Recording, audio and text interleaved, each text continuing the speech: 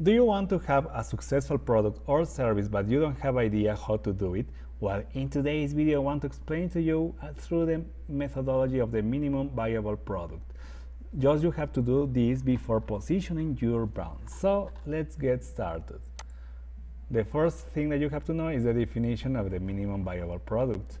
And it is a product with enough features to attract early adopters or customers and validate product idea in the early time.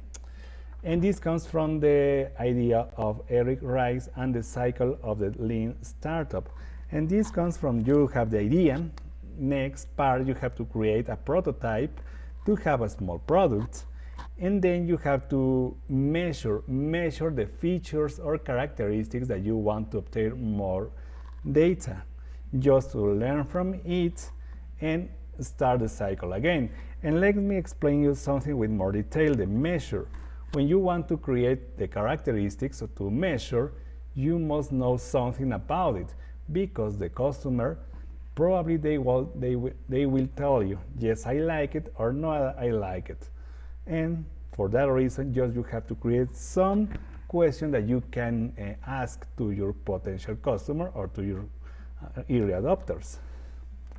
In my case, I have created my most successful beer is a tamarind fruit beer. This kind of beer, when I developed this kind of beer, didn't exist any kind of this beer in my town. Some years ago, now high competence.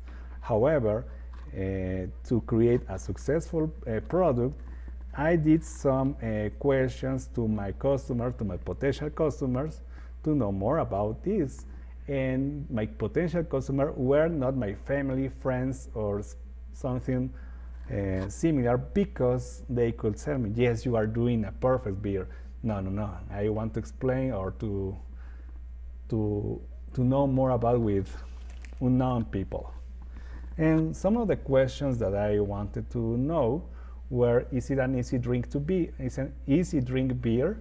Well, I want to know more about this because there are many beers in this industry, and I just want to experiment with a no complex beer, a light beer. And the balance of the beer, for example, I was looking for not an acid beer, I was looking for a fresh beer in the mouth feel.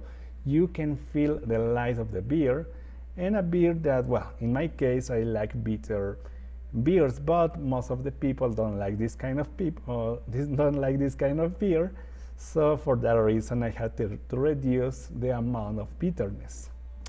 And obviously, people was looking for the flavor of the tamarind.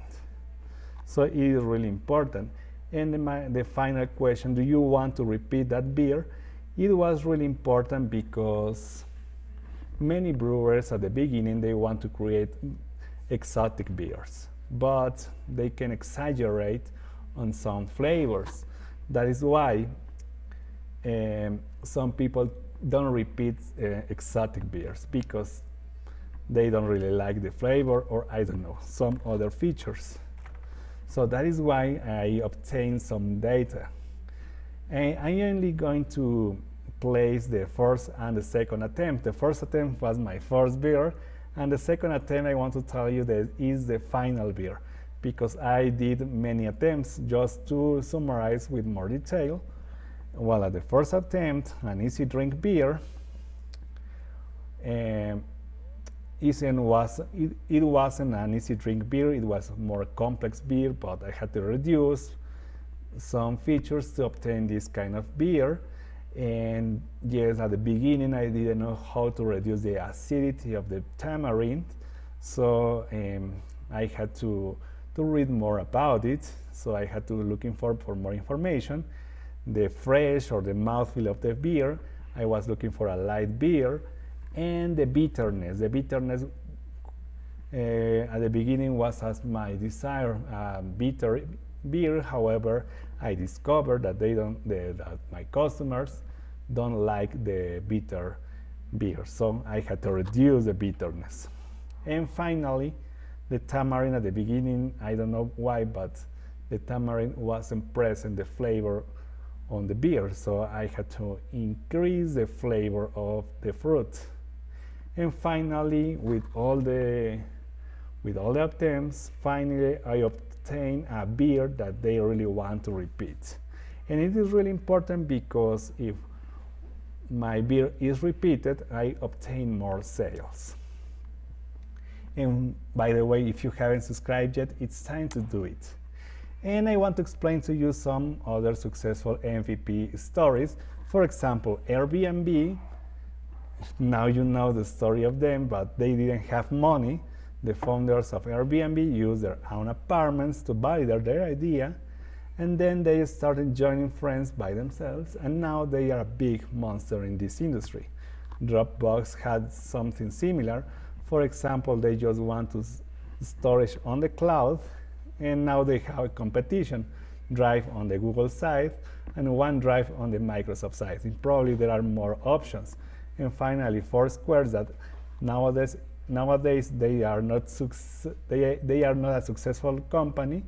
However, when they started, they were a successful company because they obtained recommendation through Foursquare. So I hope you have enjoyed this video. Give me a like, subscribe to this beautiful channel, and remember, my name is Edgar Francisco Xochitl Zárate, and see you until the next.